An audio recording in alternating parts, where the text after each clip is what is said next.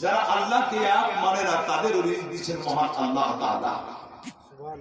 এই আল্লাহ তাআলা অশেষ দয়া বলতে পারেন আমাদের উপর। আল্লাহ রিজকের দায়িত্বটা কাউকে দেননি, নিজের কাছে রেখেছে। হে বিরাদার, এ মহান আল্লাহ পাক রব্বুল আলামিনের হুকুম কি সত্যবাদীর সঙ্গ লাভ করো।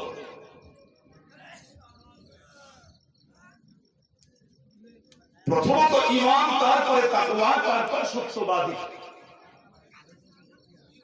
আপনি একজন মুসলমান, আপনি হয়তো নিজেও জানেন না কি আপনার ঈমান কত মূল্যবান। আল্লাহ পাক রব্বুল আলামিন পবিত্র কোরআনে বলেন, কুল মাতাউদ দুনিয়া কলিল। সারা দুনিয়ার দৌলত এক পাল্লায়, আপনার ঈমান এক পাল্লায়, তো সারা দুনিয়ার দৌলত কম পড়ে যাবে, আপনার ঈমান ভারী পড়ে যাবে। সুবহানাল্লাহ। এত মূল্যবান আপনার যে ঈমান। কিন্তু তাকওয়া, মনে রাখুন মুসলমান, তাকওয়া আর ফতোয়া কিন্তু এক জিনিস নয়। তাকওয়া আর ফতোয়া দুটো হচ্ছে আলাদা। একজন শাগরিদ জিজ্ঞাসা করছে ওস্তাদকে, হুজুর শরীর থেকে কতটা রক্ত বার হলে শরীর না পা? যে ভাষায় আপনি বুঝবেন সেই ভাষায় আপনাদের বুঝায়। তো ওস্তাদ মশলা শিখালো কি, বাবা যদি তোমার শরীরের কোনো অংশ কেটে যায় আর 1 দিরহাম পরিমাণ এর চাইতে বেশি হয়ে যায়, তাহলে তোমাকে গোসল করতে হবে। মশলা কম। একটু পরে ওস্তাদের গায়ে একটা মশা মেরে দিয়েছে। ছাত্র ভাবলো কি হাতটা ধুইবে, লোটায় পানি নিয়ে আসলো, তো ছাত্র দেখছে কি ওস্তাদ গোসল করতে নেমে গেছে। ছাত্রের প্রচুর রাগ, আজকে বাড়ি চলে যাবো, এই উস্তাদের কাছে আর লেখাপড়া করবো না। তার কারণ এ আমল করে একরকম আর আমাকে শিখায় একরকম। গোসল সেরে উঠেছে, হুজুর আর আপনার মাদ্রাসায় থাকবো না, পড়বো না আপনার কাছে। বলে কেন বাবা?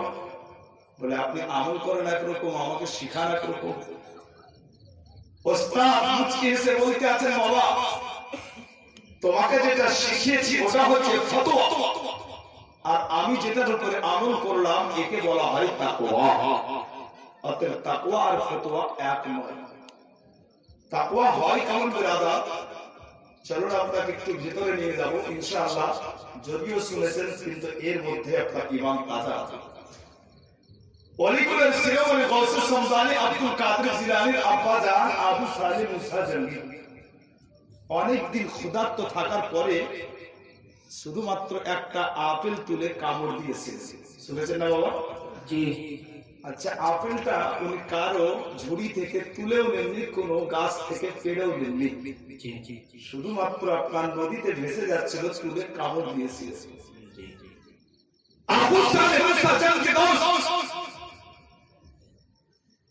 ওনার তাকওয়াতে ওনাকে খোঁচা দিতে আরম্ভ করলো, এ আবু সালেহ তুমি যে আপেলটি কামড় মারলে, এই আপেলের মালিকের কাছে তুমি অনুমতি নিয়েছো?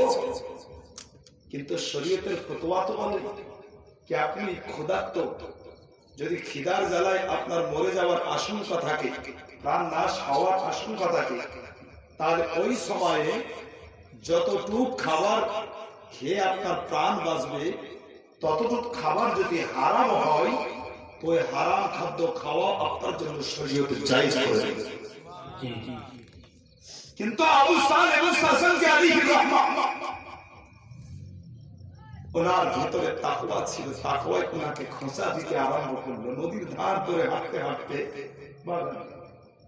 বাবা বাগানের মালিক তো দারোয়ান জিজ্ঞাসা করলো, কেন? বলে মাপ চাইতে হবে, একটা আপেলের কামড় দিয়েছি।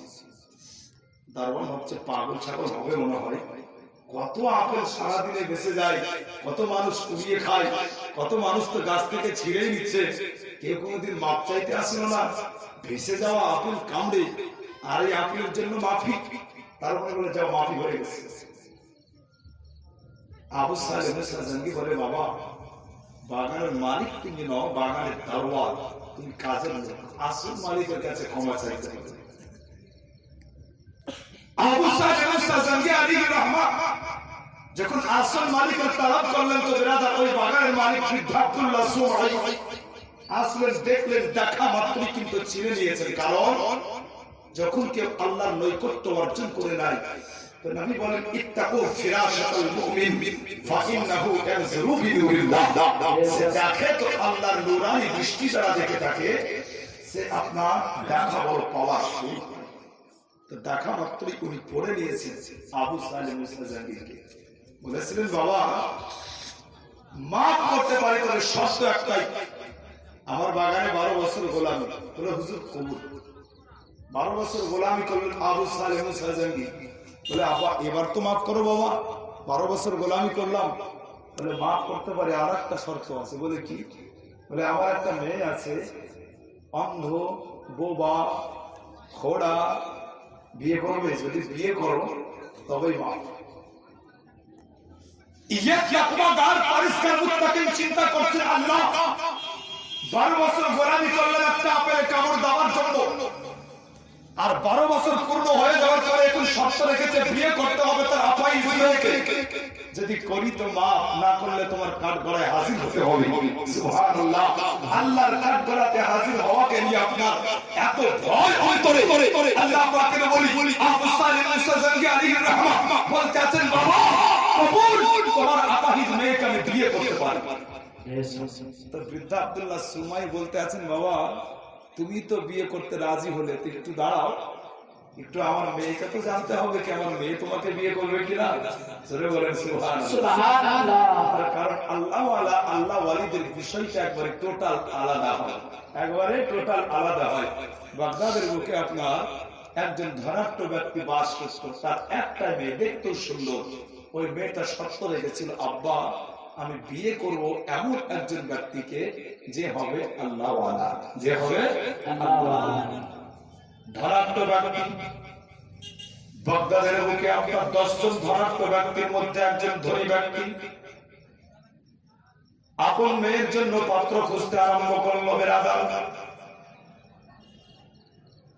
বাগদাদের মসজিদে পাত্র খুঁজতে আছেন। এক মসজিদ থেকে আরেক মসজিদ পাত্র খুঁজতে খুঁজতে হয় আমি পেরেছেন। একদিন আপনার বাগদাদের একটি মসজিদে নামাজ আদা করলেন জামাতের সহিত। ওই ধনাঢ্য ব্যক্তি দেখতে আছেন যেন সবাই তো নামাজ পড়ে বের হয়ে গেল, কিন্তু একজন নওজোয়ান বান্দা মসজিদে এক কোণে বসে বসে আমার আল্লাহ পাকের জিকিরে নিজেকে মশগুল রেখে দিয়েছে। মুআজ্জাজ সামিনে কিরাম, আল্লাহর জিকির করলে কি হবে? আল্লাহ পাক রব্বুল আলামিন বলেন বান্দা বান্দির শান্তি করতেও পারছো না, শান্তি বাজারের কোন শয়তা নাই কি বাজার থেকে কিনে নিয়ে আসবে। আল্লাহ পাক রব্বুল আলামিন বলতে আছেন বান্দা বান্দির আলা বিযিকরিল্লাহি তাতমাইনুল কুলুব, তোমরা আমার জিকির করো, জিকির করলেই তোমরা আমার সংগ্রাম করে শান্তি পেয়ে যাবে।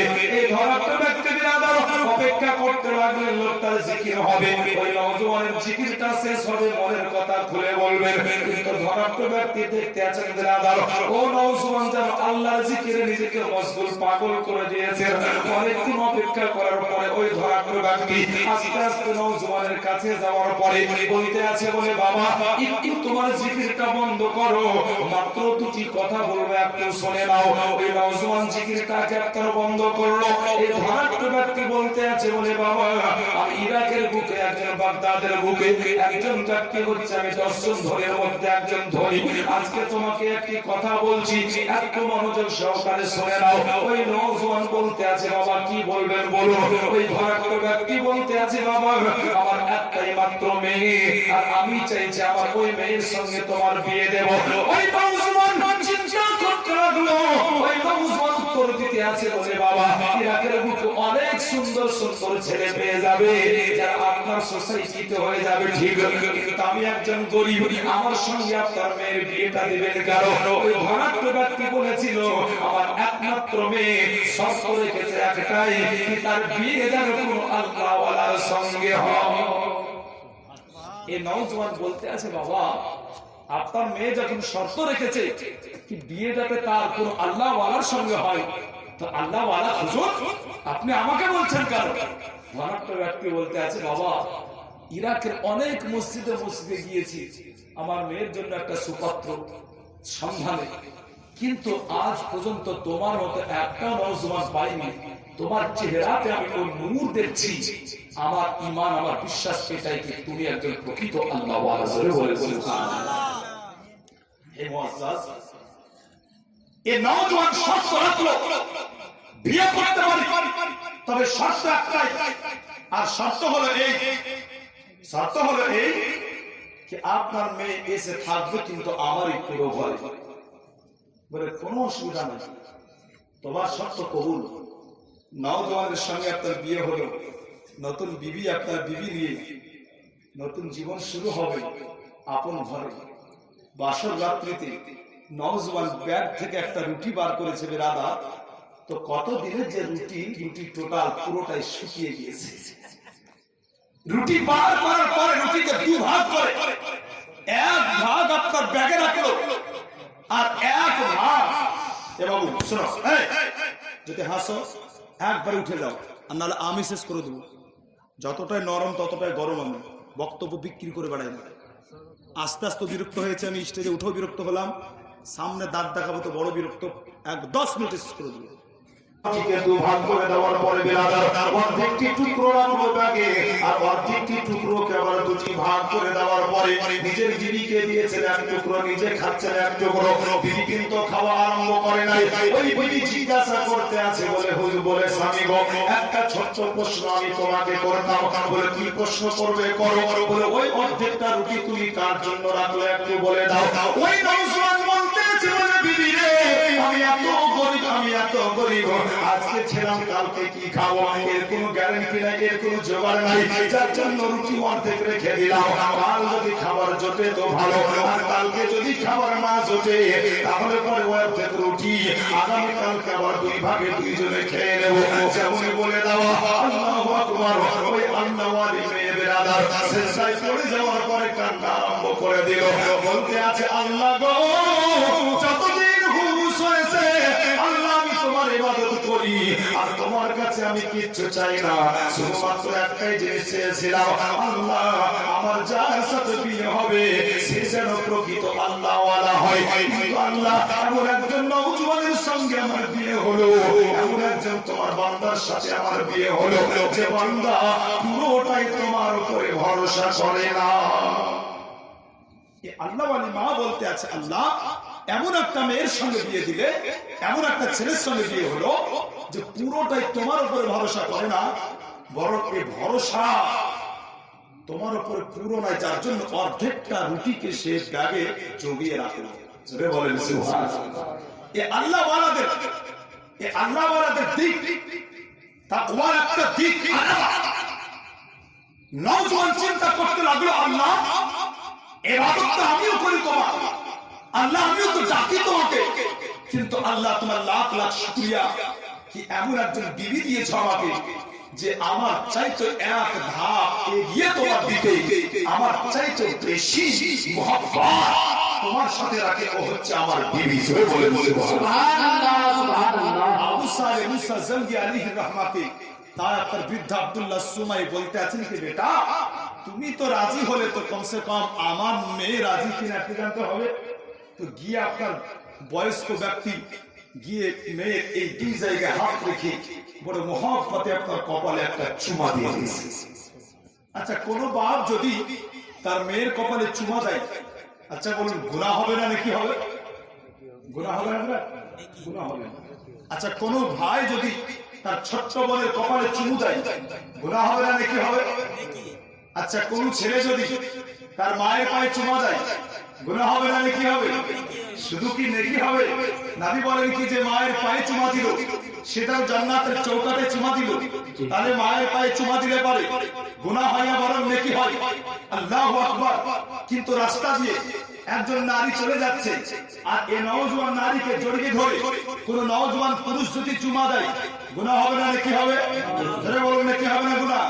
শুধু কি গুনাহ হবে, ঠুকন এত পড়বে কি একটাও আপনার মাটিতে পড়বে না, হাত কি পাশে আপনারে পার হয়ে যাবে। বুঝা গেল না দাদা? চুমারও কোয়ালিটি আছে।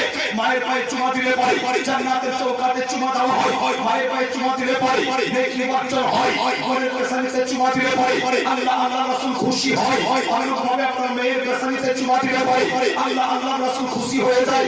অপর নারীর কপালে চুমা দিলে পরে আল্লাহ আল্লাহ রাসূল বেজার হয়ে যায়। জানাগেল চুমা কোথাও দিলে পরে নেকি পাওয়া যায়, আর কোথাও দিলে পরে গুনাহ অর্জন হয়। আল্লাহু আকবার। অনুরূপভাবে সুন্নি মুসলমান তার উস্তাদের হাতে চুমা দেয়, এর জন্যই কি গুরুজন একজন সুন্নি মুসলমান তার পীর ও মুর্শিদের হাতে চুমা এজন্য দেয়, তার পীর ও মুর্শিদ যদি তার জন্য দোয়া করে দেয় তো ও দোয়া আল্লাহ দরবারে তার জন্য কবুল হয়ে যায়। মুসলমানকে চুমার কোয়ালিটি আছে। তো বৃদ্ধা আব্দুল্লাহ সুমাই আপনার চাকাস করে বড় মহব্বতে একটা চুমা দিয়েছেন মায়ের আপনার মেয়ের কপালে। আর মেয়ের কপালে চুমা দিয়ে ওই আল্লাহ ওলি কি বলেছিলেন জানেন? একটু ছন্দের মাধ্যমে দুটো আসার শোনাবো, একবার অগ্রিম বলে দেন সুবহানাল্লাহ। ও মা খায়রুন নিসা আর লহ স্নেহের পূষা, ধন্য হলো আজকে আমার ছিন্ন পাতার বাসা। ও মা খায়রুন নিসা আর ফুলের চেয়ে সুন্দর আর হীরের চেয়ে দামি, এক মাসুম সম নিষ্পাপ যে হবে তোমার স্বামী। তার নেই তো বালা খানা আর নেই তো চাঁদ সোনা, তার আখেরা তো শূন্য তাতে নেই তো একটি গোনা। নামটি তাহার কি চমৎকার আবু সালে মুসা। ও মা খায়রুন নিসা স্নেহের ভূষা, ধন্য হলো আজকে আমার ছিন্ন পাতার বাসা। ও মা খায়রুন নিসা। ওই বৃদ্ধা আব্দুল্লাহ সুমাই মেয়েকে বলতে আছে মা ফাতেমা খায়রুন নিসা, আজকে নিজেকে ধন্য মনে হচ্ছে। আল্লাহ লাখ লাখ শুকরিয়া কি আমি তোমার জন্য একটা সুপাত্র পেয়েছি। বলেন সুবহানাল্লাহ। বৃদ্ধা আব্দুল্লাহ সুমাই বলতে আছে বলে মা আল্লাহ নবীর হাদিস হচ্ছে এটাই, আল্লাহ তাআলা যাকে একটা মেয়ে দিল আর আল্লাহর বান্দা ওই মেয়েকে সুন্দর করে সুশিক্ষায় শিক্ষিত করে লালন পালন করে সুপাত্রের হাতে তুলে দিল। নবী পাক বলতে আছেন সে আল্লাহর বান্দা জানো আল্লাহ পাকের একটা জান্নাত ক্রয় করে নিল। সুমাই বলতে আছে বলে মারে কয়েকদিন থেকে অপেক্ষায় ছিলাম একটা যোগ্য পাত্র পেলে পারে ওই পাত্রের হাতে তোমাকে তুলে দেব। মা ফাতেমা খায়রুন নিসা আজকে একটা যোগ্য পাত্র পেয়েছি, যদি তোমার মত থাকে তাহলে তার সাথে তোমার বিয়েটা দেব। তবে একটা কথা বলে দি কান খুলে শুনে নাও, এমন একটা ছেলের সাথে তোমার বিয়ে দেব যে ছেলেটা দুনিয়ার ধন দৌলতের পরোয়া করে না, যে ছেলেটার কাছে দুনিয়াবি কোনো সুখ তুমি কখনোই কোনোদিন পাবে না। কিন্তু একটা কথা এটাও বলি কান খুলে শোনো, তোমার ওই স্বামী যদি হয় তাহলে আখিরাতটা তোমার শূন্য যাবে না। যেমন বীজ হয় গাছ তেমনই হয়, যেমন বীজ গাছটা। তো মেয়ে বাপকে জবাব দিতেছে আব্বা আপনি বললেন তো আমারও একটা কথা আপনিও শুনুন। বলে বলো। তো মেয়েটা কি বলেছিল জানেন? আমি চাই না হতে ধনী, কোনো চাই না পরশমণি, শুধু হতে যেন পারি কোনো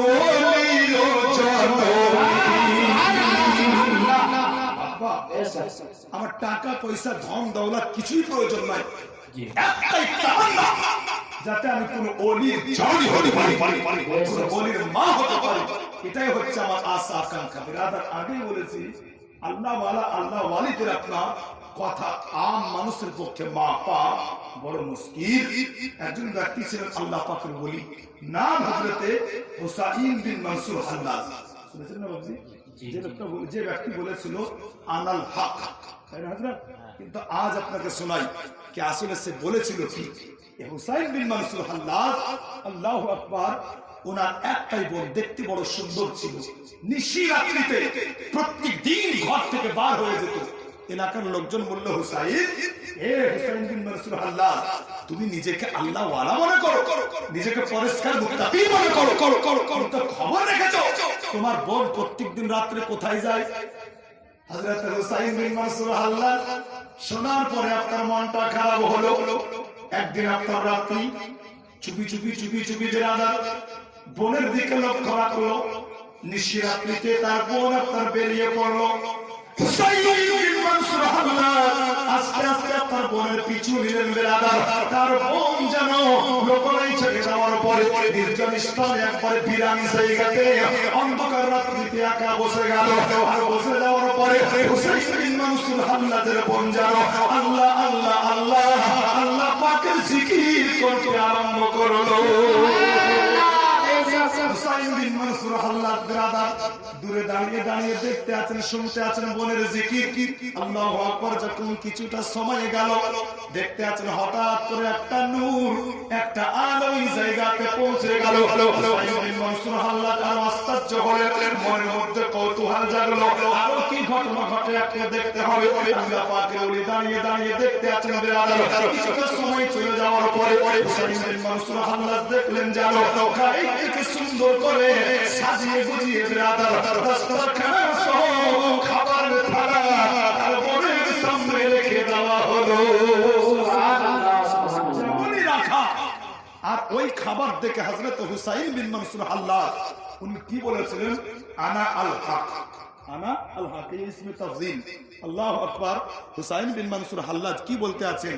বলে, আমি হচ্ছি ওই খাবারের বেশি হকদার, আমি হচ্ছি খাবারের বেশি হকদার। আল্লাহ গো, তুমি আমার বোনকে জান্নাতি খাবার দাও, আমিও তো তোমাকে ডাকি, তো তোমার ইবাদত করি নিশি রাত্রিতে মুখে কামাই করে দেওয়ার পরে তাহাজ্জুদের নামাজ পড়ি, আমরা তো নফল পড়ি, আল্লাহ পাক রব্বে কায়নাত মন প্রাণ দিয়ে তোমাকে ডাকি, আল্লাহ তুমি আমার বোনকে জান্নাতি খাবার খাওয়াও, আমি তো হচ্ছি বেশি হকদার, আমি হচ্ছি বেশি হকদার, অতএব ওই জান্নাতি খাবার আমাকে দিয়ে দাও। সুবহানাল্লাহ, সুবহানাল্লাহ। তিনি বলেছিলেন আনা আল হক, মানে আমি হকদার।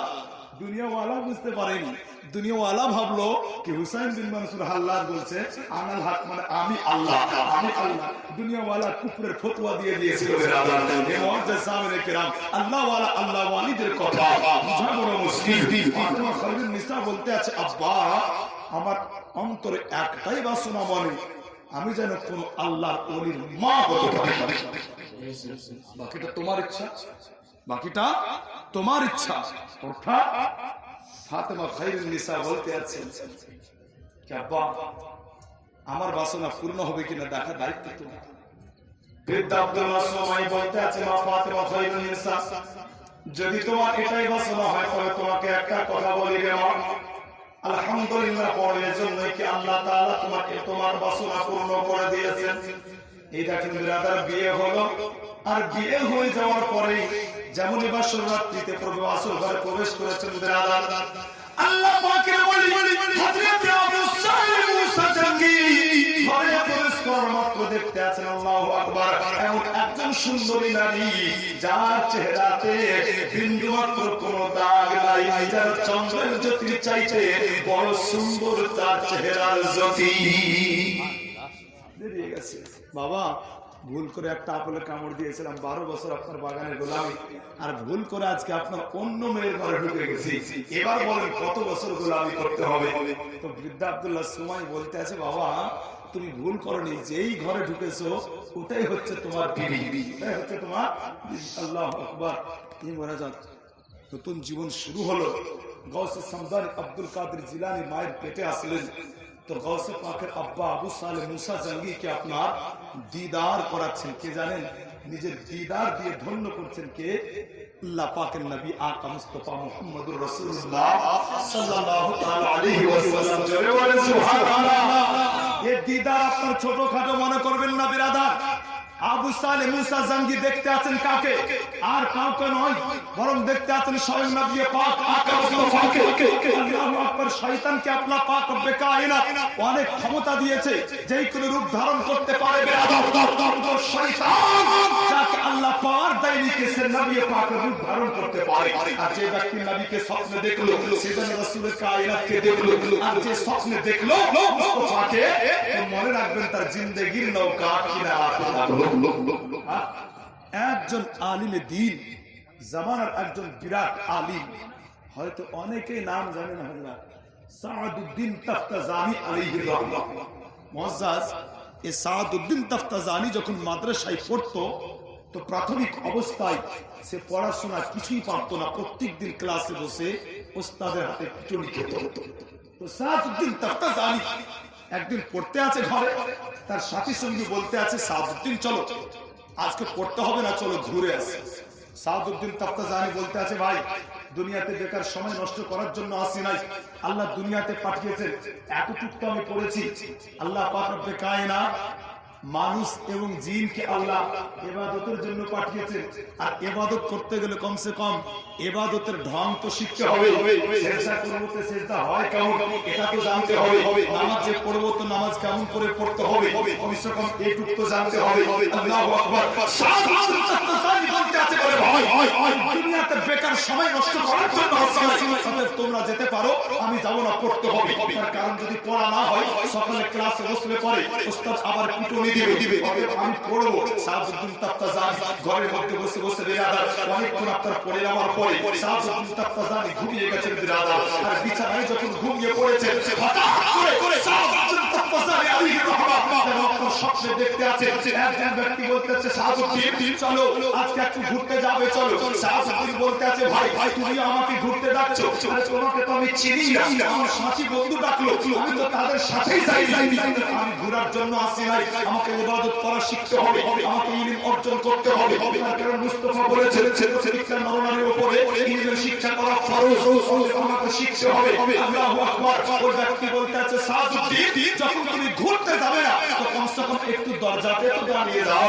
সাদউদ্দিন যখন দরজায় দাঁড়িয়ে গেছে বিরাদার, তো সাদউদ্দিন তাফতাজানি কি দেখলেন জানেন? আল্লাহু আকবার। তার ঘরের দরজাতে আর কেউ নয় বরং স্বয়ং আল্লাহ পাকের নবী দাঁড়িয়ে রয়েছে।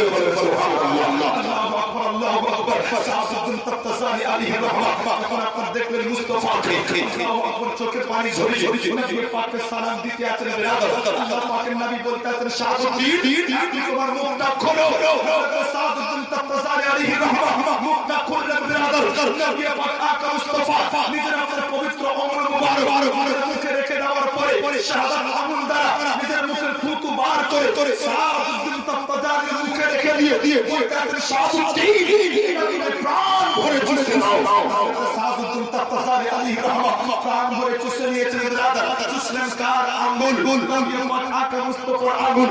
আল্লাহু আকবার। ও আঙ্গুল যখন উঠেছে আসমানের চাঁদ আমার দুটো টুকরো হয়েছে। ও নবী পাক আকা মুস্তাফার আঙ্গুল যখন আঙ্গুল তুলেছেন বিরাদার তো সূর্য যেখানে সেখানে দাঁড়িয়ে গিয়েছে।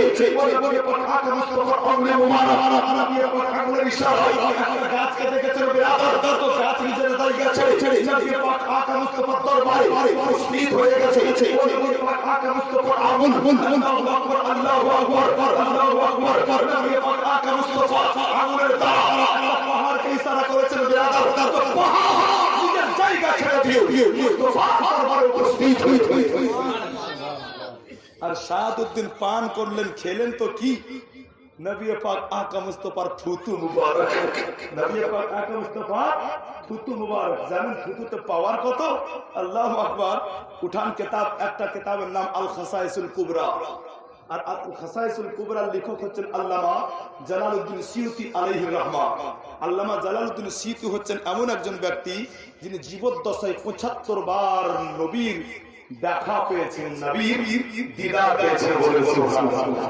এই আল্লামা জালালউদ্দিন সিয়ুতি আলাইহির রাহমাহ, আল্লাহু আকবার, উনি লিখতে আছেন কি নবী পাকের একজন সাহাবী নাম হযরতে উতবা বিন ফারকাদ সালামি, নাম উতবা বিন ফারকাদ সালামি। তো উনি একটা করে 4টা বিয়ে করেছিলেন।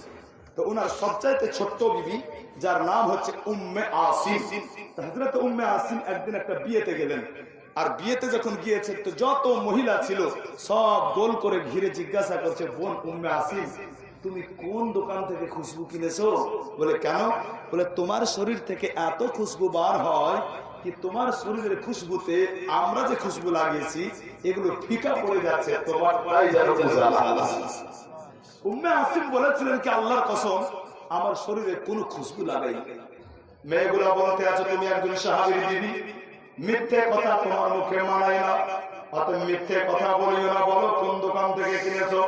উম্মে আসিম বলতে আছে খোদার কসম আমি পৃথিবীর কোন দোকানের কোন খুশবু শরীরে লাগাইনি। বলে বোন তাহলে তোমার শরীর এত খুশবুদার কেন? উম্মে আসিম বলেছিলেন, বলে শোনো, শুধু আজকে নয় আগামী আরো 2 দিন পর্যন্ত আমার শরীর থেকে এমন খুশবু পাবে দুনিয়ার মানুষ, যতই খুশবু সে লাগাক না কেন তার খুশবু গুলো কম পড়ে যাবে, ফিকা পড়ে যাবে, আমার শরীরে খুশবুই বেশি হয়ে যাবে। মহিলারা বলতে আছে ও বোন উম্মে আসিম একটু রাস্তা গোপন তথ্যটা খুলে বলো। উম্মে আসিম বলেছিল, বলে শুনে নাও আমার যে স্বামী হযরত উতবা বিন ফারকাদ সালামী রাদিয়াল্লাহু তাআলা আনহু উনি যখন বাচ্চা মানুষ ছিলেন ওনার পুরো শরীরে ঘা হয়েছিল, আর ঘা হয়ে যাওয়ার ফলে আমার শাশুড়ি মা দুনিয়ার ডাক্তার কবিরাজ তাবিব হাকিম কত দেখিয়েছিল, কিন্তু কোন ডাক্তার কোন হাকিম কোন তাবিব যেন ভালো করতে পারে নাই। তখন আমার শাশুড়ি মা আমার স্বামীকে নিয়ে রাসূল কায়নাতের দরবারে গিয়েছিল, ইয়া রাসূলুল্লাহ আমার উতবা শরীরে প্রচন্ড ঘা, আমার উতবার শরীরে পুরোটাতে ঘা, নবী গো কত ডাক্তার কবিরাজ হাকিম তাবিব দেখালাম কিন্তু আমার ছেলের শরীরের ঘা দূর হয় না, ভালো হয় না। ইয়া রাসূলুল্লাহ আপনার কাছে নিয়ে আসলাম। নবী পাক আকা মুস্তাফা নিজের মুখে থুতু বার করে দেওয়ার পরে বেরাদার উতবা বিন ফারকাদ সালামের শরীরে লাগিয়ে দিয়েছিলেন, যেমন আপনার একবার লাগিয়ে দেওয়া শরীর থেকে সমস্ত ঘা দূর হয়ে গিয়েছিল। আর ওই দিনের পর থেকে বেরাদার ওই সাহাবীর পুরো শরীরটা খুশবুদার হয়ে গিয়েছিল। উম্মে আসিম বলতে আছেন, বোন শোনো, আমার শরীর আমার স্বামীর শরীর এত খুশবুদার, আমার স্বামীর শরীরের সঙ্গে যদি কারো শরীর একবার টাচ হয়ে যায় তার শরীর থেকেও 3 দিন পর্যন্ত খুশবু পাওয়া যায়। এটা হচ্ছে ওই খুশবু। আল্লাহু আকবার। আন্দাজ করুন নবী পাক আকা মুস্তাফার থুতু তাহলে কত পাওয়ারফুল। ও থুতু পান করেছেন কে? সাদউদ্দিন তাফতাজানি আলাইহির রাহমা। তো সাদউদ্দিন তাফতাজানি আলাইহির রাহমা উনি সকালে উঠে সবার আগে ওস্তাদের সামনে বসে গেছে, হুজুর পড়া শোনাবো। ছেলেপিলা বলতে আছে আজ খাবি পিটন, তার কারণ এমনি তো প্রত্যেকদিন পারে না, আর আজকে আবার প্রথমেই গিয়েছে, আজকে খুবই মারবে, আর মাদ্রাসায় থাকবে না, পালিয়ে যাবে। কিন্তু কি হলো বেরাদা, আজ যেন আপনার সাদউদ্দিন পড়া শোনাতে আছে, আর তার ওস্তাদ যেন মুখে মুখে দেখতে আছে, কিতাবে দেখে না। পড়াশোনা কমপ্লিট হয়ে গেল, ওস্তাদ বলতে আছে, বলে বাবা এত সুন্দর করে পড়া তুমি কেমন করে শোনালে, কত সুন্দর করে তোমায় বুঝিয়ে দিই, কোনদিন তুমি সুন্দর ভাবে পড়া শোনাতে পারোনি। ও বেটা সাদউদ্দিন তাফতাজানি, আজ যেন তুমি পড়া শোনালে না, আজ যেন তুমি আমাকে পড়িয়ে দিলে। ও বেটা একটা রাত্রে এত চমৎকার কেমন করে হলো? সাদউদ্দিন তাফতাজানি বলতে আছে, হুজুর এটা গোপন কথা, এটা সবার সামনে বলা যাবে না, ক্লাস কমপ্লিট হয়ে যাক এরপরে আপনাকে বলবো। ওস্তাদ বলতে আছে, বলে বেটা আজকে ক্লাস থেকে যাক, আগে তোমার গোপন কথাটা শুনবো। উঠে গিয়ে বেরাদার আর যাওয়ার পরে ছাত্রকে বলতে আছে, বলে বেটা বলো এত চমৎকার এক রাত্রে কেমন করে হলো? সাদউদ্দিন তাফতাজানি আলাইহির রাহমা রাত্রের সমস্ত ঘটনা খুলে বলেছিলেন বেরাদার, আর যেমন বলে দেওয়া ওই সবচেয়ে আপনার বড় মুফতি সাহেব চোখের পানি ঝরিয়ে কান্না করতে আরম্ভ করলেন। সাদউদ্দিন তাফতাজানি বলতে আছে, হুজুর আপনি কেন কান্না করেন বুঝতে পারি না। সাদউদ্দিন ওস্তাদ বলতে আছে, বলে বেটা আমি এজন্যই কান্না করি তার কারণ আমি শুধু মুফতি থেকে গেলাম। সাদউদ্দিন বলতে আছে, হুজুর আপনি এইরকম করে কেন বলেন? এলাকার মুফতি মাওলানা কত সম্মান শ্রদ্ধা আপনাকে করে, সবচাইতে বড় মুফতি হিসাবে এলাকার মানুষ আপনাকে জানে, আল্লাহ তাআলা এত সম্মান দিয়েছে, এরপরে আপনি কেন কান্না করেন বুঝতে পারি না। মুফতি সাহেব বলতে আছে, বেটা সাদউদ্দিন আমি তো মুফতি থেকে গেলাম, কিন্তু তুমি আমি ভাগ্যবান ব্যক্তি, তুমি শুধু মুফতি নও বরং তুমি ইলমের ভান্ডার তো হবে, কিন্তু তুমি জান্নাতীও হয়ে গেছো। কেন? এই জন্যই কি তুমি মুস্তাফার থুতু পান করে নিয়েছো? মুআজ্জাজ আন্দাজ করুন বিরাদার, ও নবী পাক আকা মুস্তাফাকে দেখছেন কে? গাউসে পাকের আব্বা আবু সালেহ মুসা জন্দি। নবী পাক দেখা দিয়ে বলতে আছেন, ও আবু সালেহ, তোমার বিবির গর্ভে যে সন্তান, ওটা হচ্ছে আমার রুহানি বেটা। জোরে বলেন সুবহানাল্লাহ। ওটা হচ্ছে আমার রুহানি বেটা। আর অতএব তুমি একজন পূর্ণবান ভাগ্যবান ব্যক্তি। এই নবী পাক আবু সালেহ মুসা জন্দিকে শোনালেন যে গাউসে পাকের আব্বাজান। কিন্তু গাউসে পাকের মা বলেন কি আমিও জানতে পেরেছিলাম যে আমার পেটে ওলি কুলের শিরোমণির আগমন ঘটেছে। কেমন করে? তো কেমন করে আমি জানতে পেরেছেন ব্রাদার শোনাবো, মহব্বতে বলেন সুবহানাল্লাহ। ওই প্রথম মাসের স্বপ্নে আসিলেন হযরত হাওয়া, বলে তোমার গর্ভে হতে যাবে গোসল আজম পাওয়া। আর দ্বিতীয় মাসের স্বপ্নে আসিলেন সারা বিবি, বলে দেখছি তোমার গর্ভে সারা যে ওলির ছবি। যার সিনায় থাকবে সাসাই, যার সিনায় থাকবে সাসাই, ইলমে মারিফত ঠাসা, ও মা খায়রুন নিসা, লহো স্নেহের ভূষা। ধন্য হলো আজকে আমার ছিন্ন পাতার বাসা, ও মা খায়রুন নিসা। আর তৃতীয় মাসের স্বপ্নে আসিলেন আসিয়া বিবি, বলে আসছে তোমার কোলে আব্দুল কাদের জিলানী।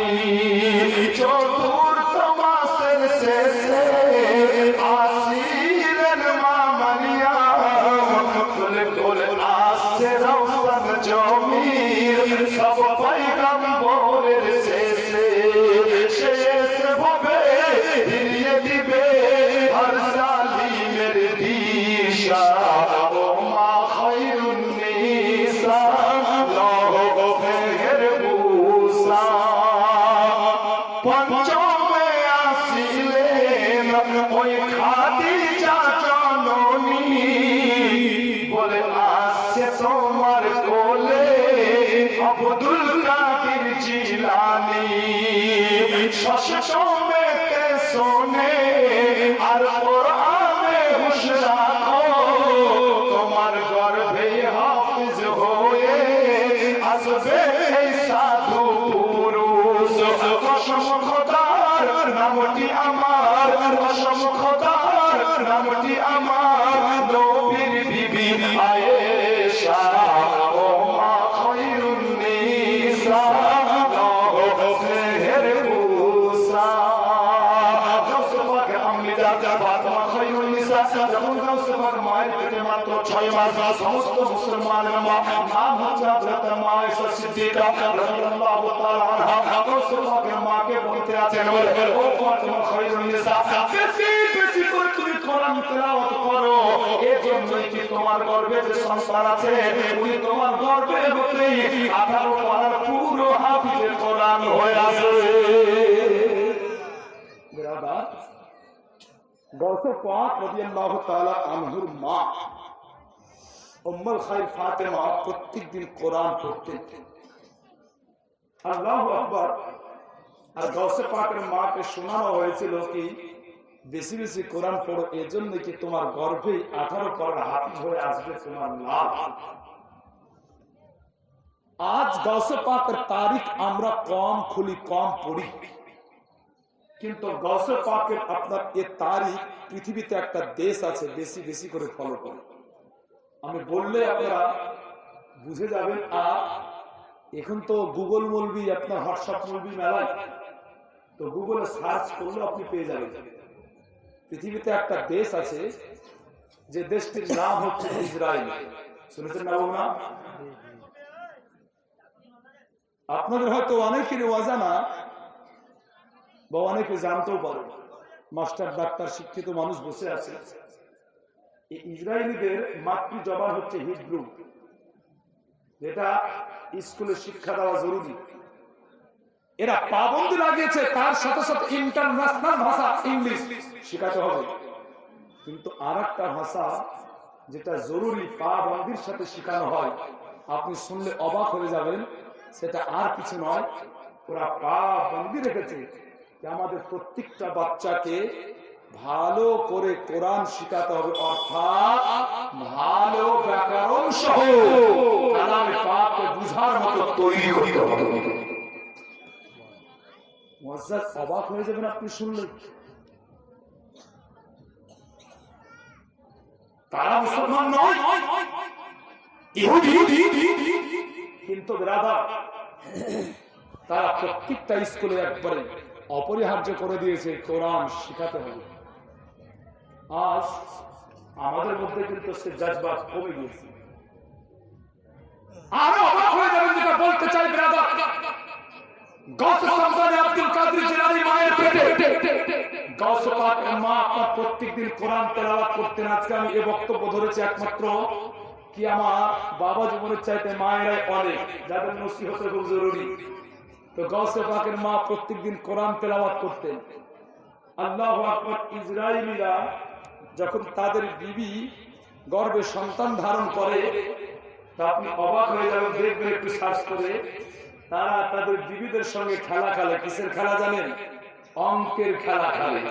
অঙ্ক একটা ভারী সাবজেক্ট, তাই না? এরা খেলে। তার কারণ এরা সারাংশ মাফহুম আপনাদের দিতে চায়। এরা এটাতে বিশ্বাসী কি যখন মায়ের পেটে সন্তান থাকে তো মা যা করবে তার প্রভাব ওই পেটের সন্তানের উপরে পড়বে। তাই তারা আপনার এগুলোকে আপন করে নিয়েছে।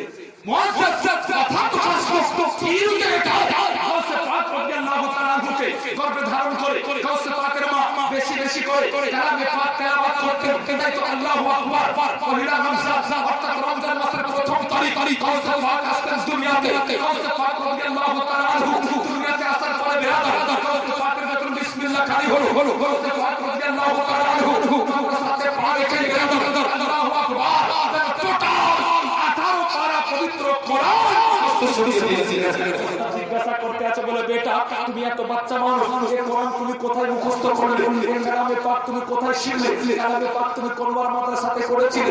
কোনবার মসজিদে পড়েছিলে? গাউসে পাক জবাব দিতে আছে, বলে হুজুর কালামে পাক না দুনিয়ার কোন মাদ্রাসায় তালিম নিয়েছি, কালামে পাক না দুনিয়ার কোন মাদ্রাসাতে শিখেছি, কালামে পাক না দুনিয়ার কোন মসজিদে শিখেছি, কালামে পাক না দুনিয়াতে কোন উস্তাদের কাছে শিখেছি। তাহলে কোথায় শিখলে? গাউসে পাক বলতে আপনি শুনুন হুজুর আমি কালামে পাক টোটালটাই মায়ের গর্ভেই মুখস্থ করেছি। আল্লাহু আকবার। হে মুআজ্জাজ, আজ কিন্তু আমাদের ঘরের মা বোন এটা থেকে আপনার অনেকটা পিছিয়ে। সন্তানের প্রতি যে প্রভাব পড়ে আল্লাহ জানে আপনার এটা মানে কি মানে না। অনেকটা আপনার এত গাফিল যে আল্লাহু আকবার এর প্রতি কোনো গুরুত্ব থাকে না। মুসলমান আল্লাহ পাক রব্বে কায়নাত যাতে প্রত্যেকটা মাকে তৌফিক দেন, তার কারণ মায়ের কোলটাই হচ্ছে সবচেয়ে বড় বিদ্যালয়। আল্লাহ পাক রব্বে কায়নাত যাতে প্রত্যেকটা মাকে তৌফিক দেন কি গর্ভে সন্তান ধারণ করে বেশি বেশি করে আল্লাহর ইবাদত করা। আল্লাহু আকবার। তো তার সন্তান ইবাদত গুজার হবে। আল্লাহু আকবার। সন্তান ইবাদত গুজার হবে। ইবাদত রিয়াজতের মাধ্যমে বিরাদার ও সন্তান আল্লাহর নৈকট্য লাভ করবে। আর যখন আল্লাহর নৈকট্য লাভ করে নেবে, আল্লাহু আকবার আল্লাহু আকবার। নবী পাক আকা মুস্তাফা বলে ওয়া ইয়াসারু আফিয়াতাকাররাহু ইলাইকা বিন-নওয়াফিল হাত্তা উহিব্বুহু ফাইদা আহাবতুহু ওয়াসমাউহু আল্লাযী ইয়াসমাউ বিহি ওয়া আল্লাযী ইয়াবসিরু বিহি وأنه الذي يبص بها ورجله التي يمشي بها وإن سألني لأوتينه ولئن استعاذني لأعيذنه। বুখারী শরীফের হাদিস ব্রাদার, নবী পাক আকা মুস্তাফা বলে একজন আল্লাহর বান্দা বান্দি ফরজ, ওয়াজিব, সুন্নাত এবং ব্রাদার এগুলো বাদ দিয়ে এগুলো তো পালন করেই করে এবং নফলের মাধ্যমে আল্লাহর নৈকট্য অর্জন যখন করে যায়, আল্লাহর মাহবুব বান্দা হয়ে যায়, আল্লাহর প্রিয় বান্দা বান্দি হয়ে যায়, তাই তো আল্লাহ পাক রব্বে কায়নাত আল্লাহু আকবার তার হাত হাত হয়ে যায়, হাত দিয়ে ধরে, আল্লাহু আকবার, এই হাত আম থাকে না, এই ধরা আপনার বিরাট শক্ত হয়ে যায়। আল্লাহু আকবার, আল্লাহ পাক রব্বুল কায়নাতের নবী বলে যখন কেউ আল্লাহর নৈকট্য লাভ করে নাই, আল্লাহু আকবার, আল্লাহু আকবার, ওই সালামি লা উতিয়ান্নাহু ওয়া লা ইসতাযানি লা উইযান্নাহু, আল্লাহর কাছে যা চাই আল্লাহ দেরি করে না বরং তৎক্ষণাৎ দিয়ে দেয়।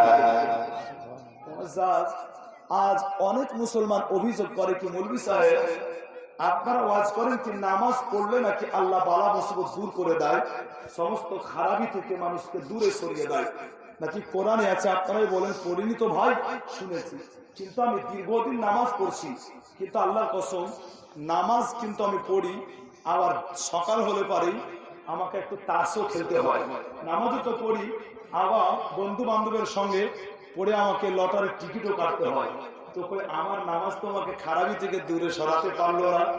তো বলুন তো মৌলভী সাহেব কোরআনের আয়াতটা ভুলভাল নাই তো? আস্তাগফিরুল্লাহ। ওয়াদের সামনে কেরাম ওয়াইন সালানি লা উতিয়ান্নাহু ওয়া লা ইস্তাযানি লা উযান্নাহু, আপনি আল্লাহর নৈকট্য যখন অর্জন করবেন আল্লাহর মাহবুব বান্দা হয়ে যাবেন, আল্লাহর মাহবুব বন্দী হয়ে যাবেন। আল্লাহু আকবার, আল্লাহর কাছে আপনি যা চাইবেন তো আল্লাহ তৎক্ষণাৎ আপনাকে দিবে। আল্লাহু আকবার, আপনি নামাজ তো পড়ে তো নামাজের মধ্যে খুশু নাই, আল্লাহর ইবাদত তো করে ইবাদত আপনার একাগ্রতা নাই, আল্লাহকে তো ডাকে কিন্তু আপনার মনের মধ্যে একাগ্রতা বিরাজ করে না। আল্লাহু আকবার, আপনি নামাজ তো পড়ে কিন্তু সিজদা কেমন করে করতে হয় আজ পর্যন্ত আপনি শিখলেন না। আপনি নামাজ তো পড়ে কিন্তু রুকুর অবস্থা কেমন হবে আজ পর্যন্ত আপনি রুকুর ঢং শিখলেন না। আপনি নামাজ তো পড়ে কিন্তু আল্লাহু আকবার রুকুতে গিয়ে কি বলতে হয় এটা আজ পর্যন্ত আপনি শিখলেন না। আপনি নামাজ তো পড়ে কিন্তু সাজদায় গিয়ে সাজদা তাসবিহ কি হয় আজ পর্যন্ত আপনি শিখলেন না।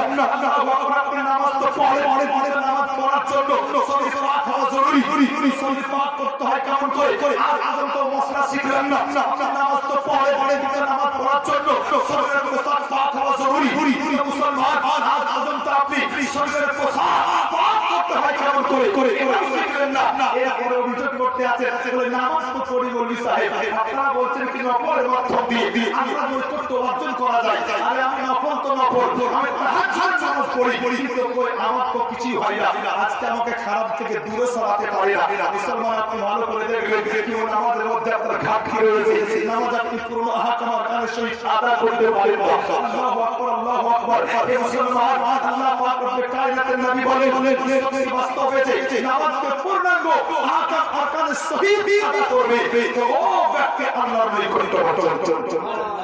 হে মুসলমান, আল্লাহ পাক রব্বুল কায়নাতের আপনার নবীর এই বংশধর গৌসে সমদানি মহিউদ্দিন আব্দুল কাদের জিলানী হাসানী হুসাইনি হে মহম্মদ সামনে কেরাম একজন এমন আল্লাহ পাকের ওলি ছিলেন যে আল্লাহু আকবার, এ শুধু আপনার আল্লাহর ওলি ছিলেন তা নয়, বরং গৌসে পাক রাদিয়াল্লাহু তাআলা আনহু জামানার একজন বিরাট বড় মুফতি, শুধু ওলি ছিলেন তা নয়, জামানার বিরাট বড় মুফতি ছিলেন।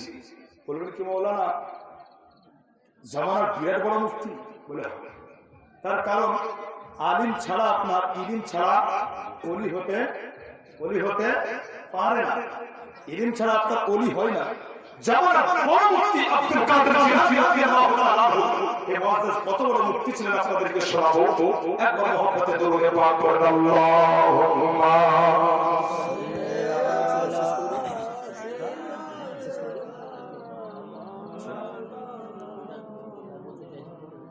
وعلى آل سيدنا مولانا محمد সাল্লাল্লাহু আলাইহি ওয়াসাল্লাম। একজন ব্যক্তি আপনার বলেছিল, বলে বিবি একটি কথা কান খুলে শোনো, আমি আল্লাহ তাআলার ইবাদত করতে চাই আর আল্লাহর ইবাদত আমি করব, তো গোটা পৃথিবীতে যে ইবাদতটা আমি করব পৃথিবীতে আর কেউ করবে না, আর ওই ইবাদত যদি পৃথিবীতে আর কেউ করে আল্লাহর বান্দা বান্দি, তাহলে তোমাকে আমার 3 তালাক। মুসলমান দিল লাগান, একটু মন দিয়ে বোঝার চেষ্টা করবেন তো বক্তব্য বুঝবেন। আপনি এখানে বসে ওয়াজ শুনছেন, এটা একটা নেকি সঞ্চয় করছেন। ওয়াজ যে আজকে শুধু আপনার এই জায়গাতে হচ্ছে কাবিল খানার জুম্মা মসজিদের উন্নতি কল্পে তা নয়, পৃথিবীতে আপনার আরো বহু জায়গাতে ওয়াজ মাহফিল চলছে, চলছে না ভাই? তাহলে আপনার ওয়াজ শুনছেন, এই ওয়াজ অন্য জায়গাতে কেউ শুনছে, তার ইবাদতের ভাগীদার হয়ে গেল। কিন্তু বাদশাহ বলেছে কি এমন একটা ইবাদত আমি করব দুনিয়ার বুকে যে ইবাদত আল্লাহর কোনো বান্দা বান্দি আর কেউ করবে না, যদি করে তাহলে তোমাকে 3 তালাক বলে দেওয়ার পরে চিন্তা করছি যে আল্লাহ এত বিরাট বড় ভুল হয়ে গেল। তার কারণ আমি ইরানের মাটিতে বসে দরুদ পড়বো, এই সমাজে ইন্ডিয়াতে কেউ দরুদ পড়তেই পারে, আমি ইরানের মাটিতে নামাজ পড়বো, এই সমাজে কেউ পাকিস্তানের মাটিতে নামাজ পড়তেই পারে বলে তো দিয়েছে বিরাদার। কিন্তু পস্তাতে আছে 300 জন মুফতি কাটা হলো, মুফতি সাহেব বলেন ফতোয়া কি হবে? আল্লাহু আকবার। যোগ্য বক্তা মুফতিয়ানে এজাম খায়রান করে যখন আপনার ফতোয়ার সঠিক সমাধান করতে না পারলো, আল্লাহু আকবার, সমস্যার সমাধান করতে না পেরে মুফতিয়ানে এজাম বলতে আছে চলো জামাত একজন মুজাদ্দিদ, জামাত একজন মুহাক্কিক, জামাত একজন মুফাক্কির, জামাত একজন আল্লাহ ওয়ালা হযরত গৌস সামদানি আব্দুল কাদের জিলানী আল্লাহু তাআলা দরবারে চলে যাব। চলো আল্লাহু আকবার। সবাই চলে এসেছেন বিরাদর। গৌস পাককে বলতে আছেন হুজুর এই মসলার জবাবটা কি হবে? তো গৌস পাক মুচকি হেসে বলেছিলেন আজ পর্যন্ত আমার দপ্তরে যতটা ফতোয়া এসেছে এর চাইতে সহজ ফতোয়া আমি আর পাইনি। সুবহানাল্লাহ, আল্লাহু আকবার। গৌস পাক আল্লাহ পাকের ওলি এত বড় মুফতি ছিলেন বিরাদর যে ফতোয়াকে নিয়ে 300 জন মুফতি হয়রান করেছেন। গৌস পাক বলতে আছেন এটা সবচাইতে সহজ মসলা। হুজুর সবচাইতে সহজ ফতোয়া? বলে হ্যাঁ। বলে উত্তর কি হবে? বলে যাও ইরানের বাদশাকে বলে দাও সে মক্কাতে চলে যাবে, মক্কাতে যাওয়ার পরে হারাম শরীফের এরিয়াকে খালি করে দিবে, আর সে আল্লাহর ইবাদত কোথায় করবে? তো বাইতুল্লাহ তওয়াফ করবে, অর্থাৎ মক্কা কাবা ঘরে তওয়াফ করবে। আল্লাহু আকবার। সমস্ত মুফতি হয়রান করেছেন তার কারণ পৃথিবীতে একটাই আছে কাবা ঘর। ওই সময় তো ওই একাই কাবা ঘরে জিয়ারত করবে, কাবা ঘরে তওয়াফ করা হচ্ছে ইবাদত। ইবাদতে আর কেউ অংশগ্রহণ করতে পারবে না, তো তার বিবি তালাক হবে না। আল্লাহু আকবার। আন্দাজ করুন বিরাদার গৌস পাকের ইলম আপনার কেমন পাওয়ারফুল। আল্লাহু আকবার। আসুন বিরাদার আল্লাহ কোরআন থেকে পড়েছিলাম ইয়া আইয়ুহাল্লাযীনা আমানুত্তাকুল্লাহা ওয়া কুনু মা'আস সাদিকিন। আল্লাহ বলছে ঈমানদার আল্লাহকে ভয় করো, তাকওয়া অর্জন করো এবং সত্যবাদীর সঙ্গ লাভ করো। তো ব্রাদার সত্যবাদীর সঙ্গ লাভ করবো কেন?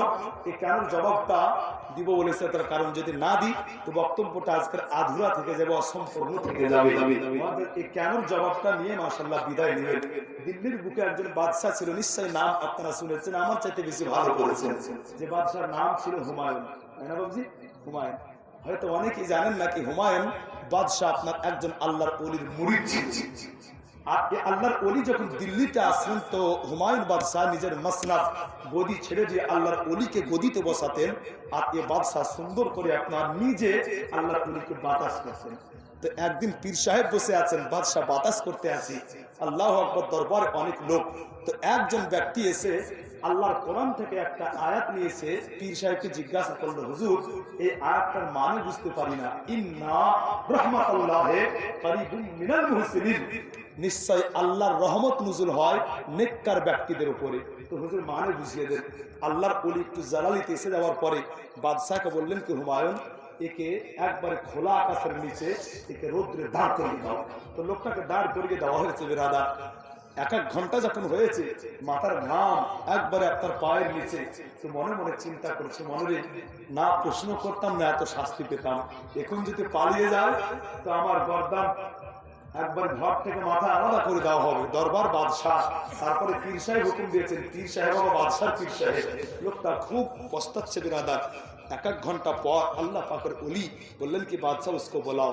ওই লোকটাকে ডাকা হলো। ডাকার পরে পীর সাহেব বললেন কি এখানে বসো। যে মসনদে যে গদিতে বসে আছেন আল্লাহর ওলি, তার পার্শ্বে লোকটাকে বসিয়ে দেওয়া হয়েছে। বাদশাহ হুমায়ুন কিন্তু বাতাস করতে আছে। আল্লাহু আকবার। মুআজ্জাজ তো হঠাৎ করে আল্লাহর ওলি বলতে আছেন বাদশাহ তুমি বাতাস কাকে করছো, আমাকে না ওকে?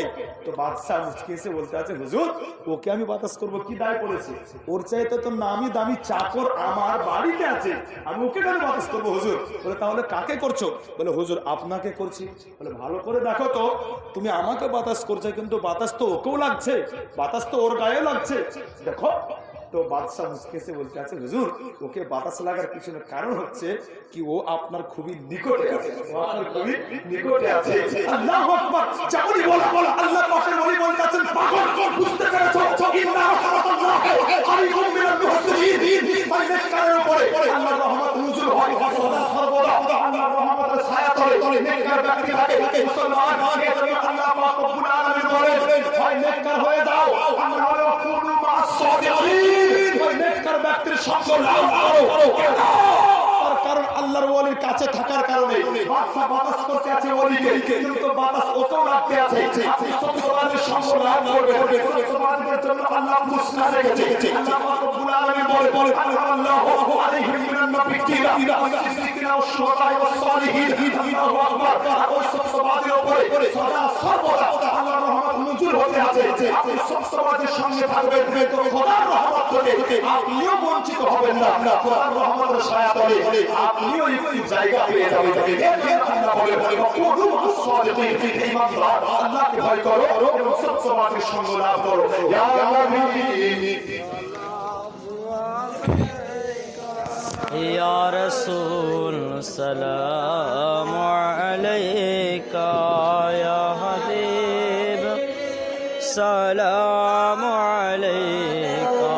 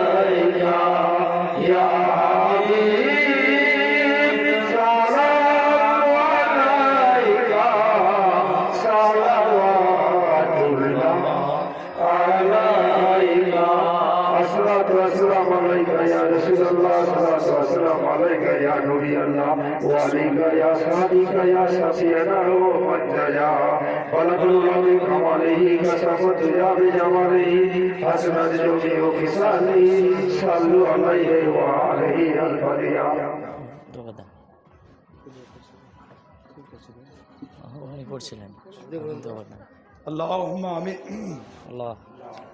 अल्लाहुम्मा सल्लि अला सय्यिदिना व शफीना व हबीबिना व नबीना व मौलाना मुहम्मदिन नबील उम्मी व आलिहि व बारिक व सल्लिम। सल्लु अलैहि सलातु व सलामुन अलैका या रसूलल्लाह सल्लल्लाहु अलैहि वसल्लम। आय अल्लाह আমরা গুনাহগার পথকর শেয়াকর খতাকর মওলা, তবুও তোমার বান্দা বান্দি তোমার হাবিবের উম্মত উম্মতি। আয় আল্লাহ বড় আশা নিয়ে হাত উঠিয়েছি মওলা। আয় আল্লাহ জানতে অজান্তে ইচ্ছাকৃত অনিচ্ছাকৃত মওলা যত রকমের গুনাহ আমাদের দ্বারাই হয়েছে, আয় আল্লাহ খাস করে মওলা তুমি আমাদের সকলের জীবনের সমস্ত গুনাহকে মাফ করে দাও। আয় রব্বুল আলামিন, যদিও আমরা গুনাহগার, কিন্তু তুমি রহমান, তুমি রহিম, তুমি গফফার, তুমি সত্তার। আয় আল্লাহ খাস করে মওলা, আয় আল্লাহ তুমি বলেছো লা তাকনাতু মির রাহমাতিল্লাহ, তাই বড় আশা নিয়ে হাত উঠিয়েছি। আল্লাহ আমাদের উপস্থিতি কবুল করে নিয়ে মওলা আমাদের জীবনের সমস্ত গুনাহকে মাফ করে দিয়ে আগামী জীবন তোমার নবী পাক আকা মুস্তাফার নকশ কদমে চলার তৌফিক দান করো। রব্বে কায়নাত, আয় আল্লাহ আজকের পবিত্র মাহফিলে ওলামায়ে কেরাম, মুফতিয়ানে নিজাম, আমি গুনাহগার আলোচনা করলাম। কোনো জায়গায় কোনো ত্রুটি হয়ে থাকলে আল্লাহ সেগুলো ক্ষমা করে আমাদের আলোচনাকে কবুল করে নাও। প্রত্যেকটা আল্লাহ আলিম ওলামার ইলম ও আমালে তুমি বরকত দান করো। আয় আল্লাহ আমরা যারা হাত উঠিয়েছি মাওলা, অনেকে আত্মীয় স্বজন আব্বা মাকে হারিয়ে দিয়েছি, আমরা জানি না তারা কবরের মধ্যে কি অবস্থায় আছে। আয় আল্লাহ খাস করে তাদের কবর আযাবকে মাফ করে দিয়ে তাদের কবরগুলোকে জান্নাতের টুকরা বানিয়ে দাও। আয় আল্লাহ যেমন করে আজ এই পবিত্র মাহফিলে আমাদের সকলকে উপস্থিত হওয়ার তুমি তৌফিক দান করেছো, রব্বে কায়নাত আবার আগামী কাল এই জায়গায় এই মাহফিলে আমাদের সকলকে মাওলা সুস্থ শরীরে সশরীরে উপস্থিত হওয়ার তুমি তৌফিক দান করো। আল্লাহ জালিমের জুলুম থেকে আমাদের হেফাজত করো, দুনিয়াবি আসমানি সমস্ত বালা থেকে আমাদের বাঁচিয়ে নাও। সুবহান রাব্বিকা রাব্বিল ইজ্জাতি আম্মা ইয়াসিফুন ওয়া সালামুন আলাল মুরসালিন ওয়াল হামদুলিল্লাহি রাব্বিল আলামিন। বিহাক্কি লা ইলাহা ইল্লাল্লাহ মুহাম্মাদুর রাসূলুল্লাহ সাল্লাল্লাহু আলাইহি ওয়াসাল্লাম। আসসালামু আলাইকুম।